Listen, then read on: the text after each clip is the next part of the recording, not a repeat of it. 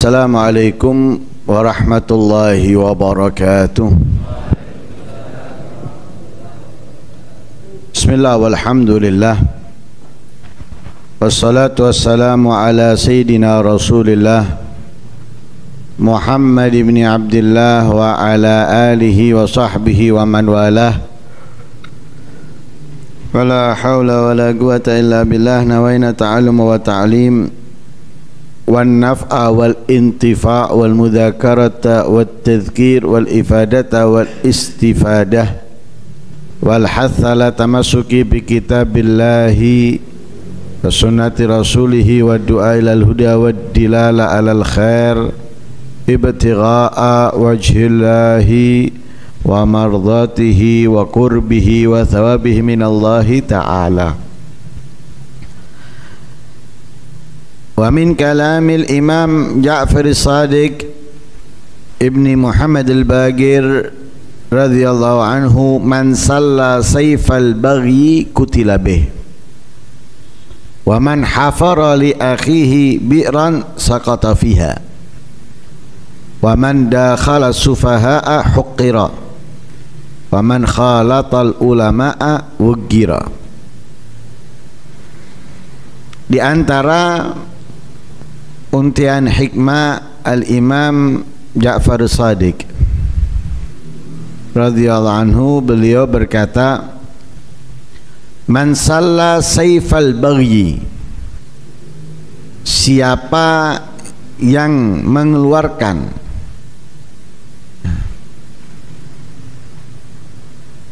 senjata kezaliman, siapa yang menggunakan senjata kezaliman, kutila bih, ia akan terbunuh dengannya. Orang yang zalim, orang yang jahat,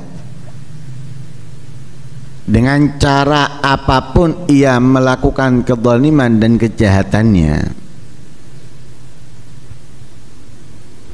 bukan mustahil ia akan terbunuh sesuai dengan kezaliman dan kejahatannya.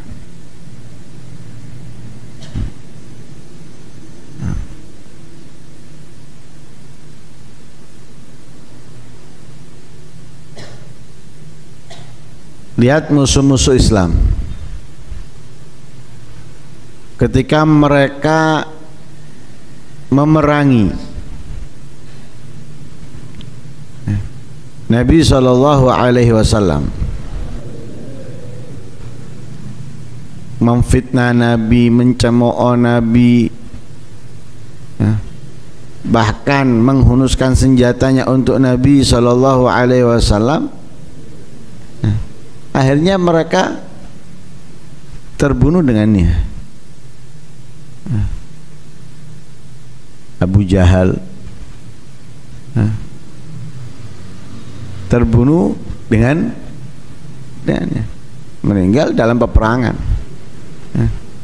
Bahkan sebelum terjadinya kecamuk peperangan, masih duel, sudah terbunuh. Akhirnya menjadikan putrinya dendam dengan Sayyidina Hamzah bin Abi Thalib dan yang lain sebagainya. Siapapun itu orangnya, ketika ia memiliki kekuatan dalam sesuatu yang ia miliki untuk kezaliman, dia pasti akan terbunuh dengannya, dengan kekuatan yang sama dengan apa yang dia lakukan.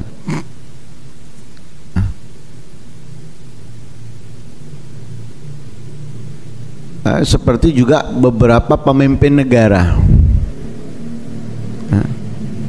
yang melakukan kezaliman tatkala ia memimpin, akhirnya terbunuh. Dengan apa? Dengan ulah perbuatannya daripada kezaliman tersebut. Wa man hafara li akhihi bi'ran saqata fiha, siapa yang menggali lobang untuk saudaranya, artinya menjebak mereka, melakukan sesuatu, bahasanya kalau di sini menggali, nah, lobang agar saudaranya jatuh ke dalam lobang tersebut.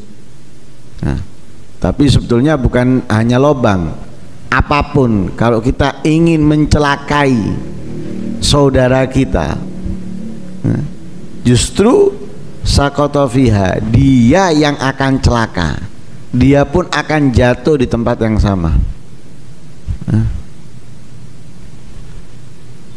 Walaupun tidak persis harus sama.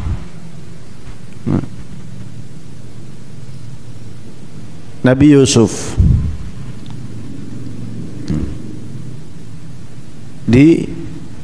dimasukkan oleh saudara-saudaranya ke dalam sumur. Setelah sekian lama terjadi kesusahan untuk mereka, yang mereka pun akhirnya susah payah untuk melewati raja ataupun menterinya. Yang ternyata saat itu saudaranya sendiri, Nabi Yusuf yang dulunya ditenggelamkan. Jadi mereka mendapatkan kesusahan susah payah dengan ulahnya, karena ulahnya sendiri. Untuk mendapatkan apa yang mereka inginkan pun, mereka pun dengan dituduh bahwa ada yang mencuri, ya, yang ini dan itu dan lain sebagainya.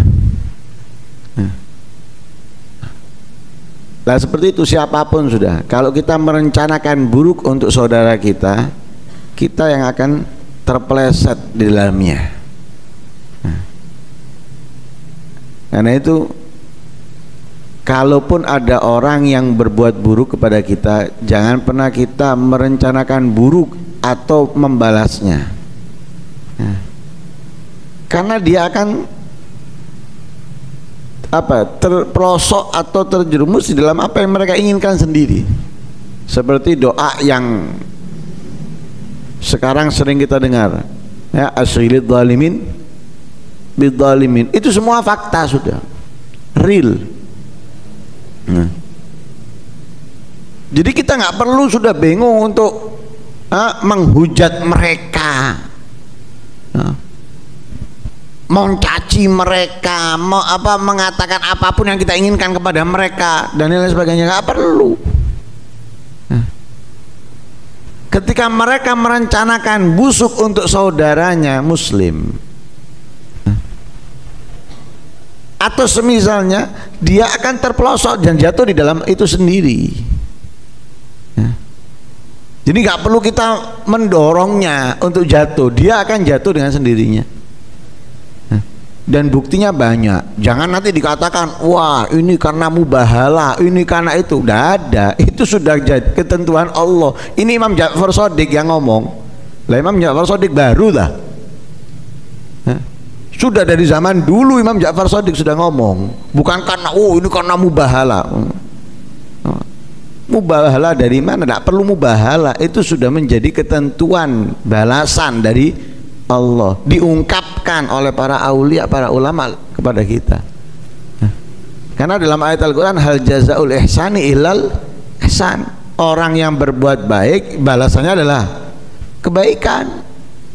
Berarti dari ayat itu bisa difahami, orang yang melakukan keburukan balasannya adalah keburukan.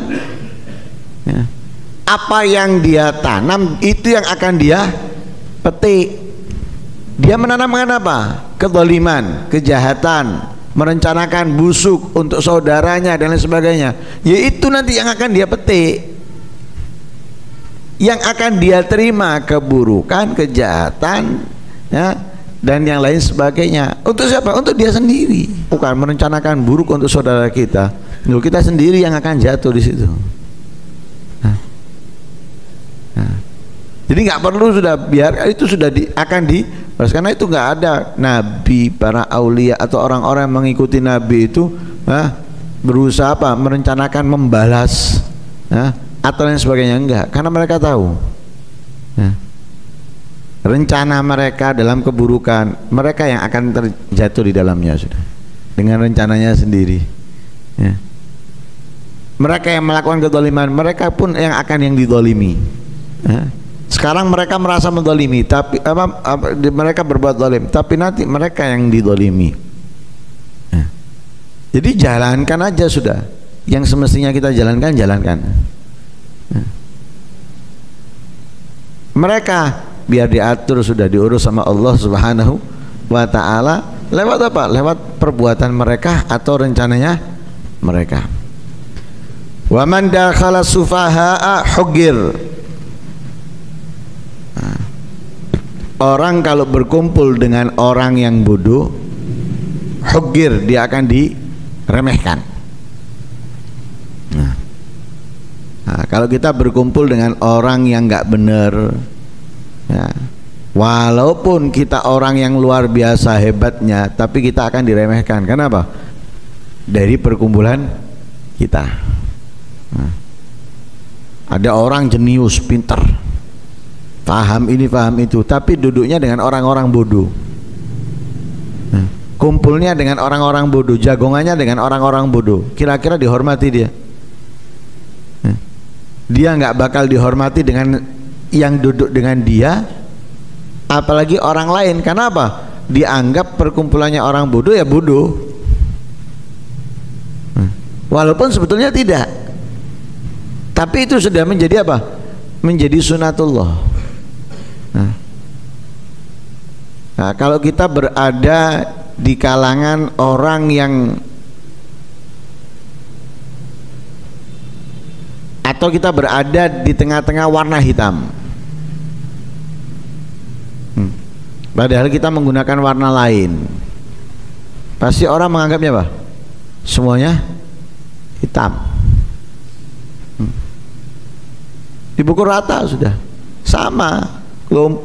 Kumpul 4 orang, 5 orang, 10 orang, orang-orang bodoh. Di antara mereka ada satu bukan orang yang bodoh, mungkin sarjana, bahkan nggak cukup S1 dia, sudah menjadi S2, bahkan mungkin sudah doktor atau profesor, tapi kumpulnya dengan orang bodoh, dia akan diremehkan. Contoh real yang terjadi sekarang, orang-orang pintar kumpulnya dengan orang-orang bodoh, jadi apa? Diremehkan enggak? Pintar loh, kumpulnya dengan orang-orang bodoh,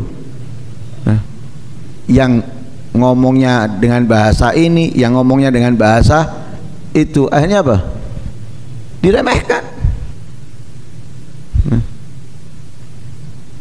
Asalnya dia sosok orang yang pintar, mengerti hukum fikih, ya, tahu membaca ayat Al-Quran benar, kemudian mengerti sebagian banyaknya mungkin tafsir ayat Al-Quran, memahami hadis, bisa menyampaikan dan sebagainya, tapi kumpulnya dengan orang-orang bodoh, ya, akhirnya apa? Diremehkan, direndahkan. Nah, yang bisa bahasa A, yang bisa bahasa B, diremehkan dia, direndahkan. Nah, itu real sudah di depan kita, di depan mata kita. Nah, jadi siapapun yang kumpul dengan orang bodoh pasti akan dihinakan. Nah, tapi sebaliknya, waman dakhalatal ulama'a wugir. Kalau orang itu berkumpul dengan ulama, wugir, dia akan dimuliakan, dia akan dihormati, walaupun dia jahil, bodoh, baca banyak salahnya, baca aja banyak salahnya, mengerti nggak ngerti, suruh baca kitab itu, atau apa, suruh baca, suruh ngerti, kan mungkin nggak ngerti, nggak paham. Apalagi fikih, hadis, ayat, apa tafsir misalnya, nggak ngerti, tapi karena dia kumpul dengan ulama, wugir, dimuliakan, dihormati.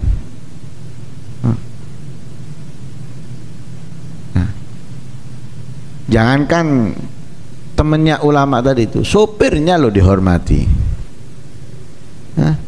sopirnya dihormati, walaupun terkadang sopir itu dihinakan, Nah, tempatnya jangan ngumpul di sini sana, nah, ini dan sebagainya. Tapi tetap ketika dia sopirnya ulama dihormati. Parkirnya kasih tempat khusus. Nah, coba dia kalau kemana-mana, kawan parkir dewe. Nah, tapi karena dia membawa mobilnya ulama, dihormati dia, dikawal. Untuk parkirnya dikawal, nggak dikondolek parkiran dewe. Nah, dihormati dia.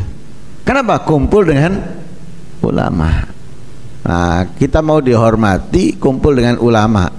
Nah, kalau kita kumpul dengan orang yang sufaha, orang-orang bodoh, walaupun kita ngerti ini ngerti itu, akan dihinakan. Nah, karena itu dalam hal ini diajarkan kita untuk tidak melakukan kejahatan atau merencanakan kejahatan kepada siapapun. Nah, karena yang ada kejahatan itu akan jatuh ke dalam kehidupan kita sendiri.